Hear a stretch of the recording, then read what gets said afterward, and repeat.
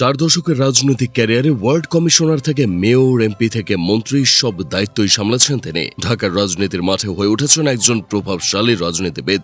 জিয়াউর রহমানের নেতৃত্বে রাজনীতির হাতে খড়ি। বেগম জিয়ার আস্থাভাজন কর্মী থেকে এখন তারেক রহমানের দল সঙ্গী। বিএনপির উত্থান পতনের পুরোটা সময় পাশে থেকে মির্জা আব্বাস উদ্দিন আহমেদ হয়ে উঠেছেন দলের আস্থার প্রতীক। ফ্যাসিস্ট সরকারের আমলে অসংখ্য মামলা ও শিকার হয়েছেন, তবু একটি বারের জন্য নিজের আদর্শ থেকে পিছপা হননি। এই লড়াকু মানসিকতায় রাজনীতির মাঠে দল ছাপিয়ে সাধারণ মানুষের কাছে তাকে পরিণত করেছে জনপ্রিয় এক নামে, মির্জা আব্বাস। কিশোরগঞ্জের সন্তান, এই জেলাতে জন্ম, বেড়ে ওঠা ও পড়াশোনা করেছেন সবই। 1966 সালে পড়াশোনার সুবাদে ঢাকায় এসে রাজনীতির সঙ্গে পরিচিত হয়ে ওঠেন তিনি। নারায়ণগঞ্জের নাজিমউদ্দিন ভূঁইয়া ডিগ্রি কলেজে স্নাতক পড়াকালে থেকেই জড়াতে শুরু করেন রাজনীতির সঙ্গে। 1978 সালে জিয়াউর রহমানের নেতৃত্বে বাংলাদেশ জাতীয়তাবাদী দল প্রতিষ্ঠার পর তিনি বিএনপির ছায়াতলে আসেন। 80-র দশকে এরশাদ বিরোধী গণতান্ত্রিক আন্দোলনে তার ভূমিকা ছিল অনন্য।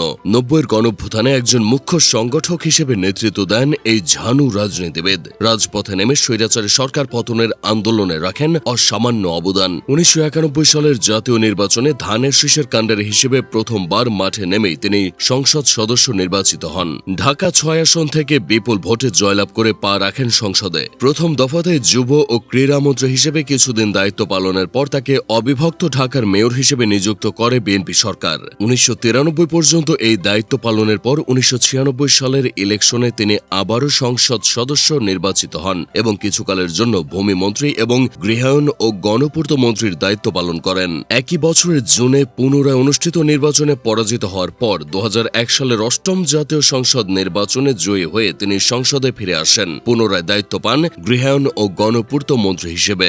এই মেয়াদকালে পূর্ণ সময় দায়িত্বে থেকে মির্জা আব্বাস বেশ কিছু প্রশংসনীয় উদ্যোগ গ্রহণ করেন। পরিবেশগত ভারসাম্য ও বন্যা নিয়ন্ত্রণে জলাভূমি সংরক্ষণ আইনের কঠোর প্রয়োগের ওপর জোরদারের পাশাপাশি এ সময় তার নেতৃত্বে বেসরকারি গৃহায়ন ভূমি উন্নয়ন বিধিমালা প্রণয়ন করা হয়। এর ফলে রিয়েল এস্টেট খাতে জলাভূমি ও বন্যা প্রবাহ অঞ্চল ভরাটের মতো কার্যক্রম নিয়ন্ত্রণে আনা সম্ভব হয়। এছাড়া নারী শিক্ষার প্রসারে তিনি ঢাকার শাহজাহানপুরে নিজের নামে মির্জা আব্বাস মহিলা কলেজ প্রতিষ্ঠা করেন। রাজনীতিতে সক্রিয় হওয়ার আগে তিনি পারিবারিক ব্যবসা প্রতিষ্ঠান মির্জা এন্টারপ্রাইজের সঙ্গে যুক্ত ছিলেন। পরবর্তীতে যুক্ত হন ঢাকা ব্যাংকের সঙ্গে। বিকল্প পরিচালক হিসেবে দায়িত্ব পালনের পর তিনি ব্যাংকটির প্রধান পরিচালক হিসেবে পরবর্তীতে গুরুত্বপূর্ণ ভূমিকা রাখেন।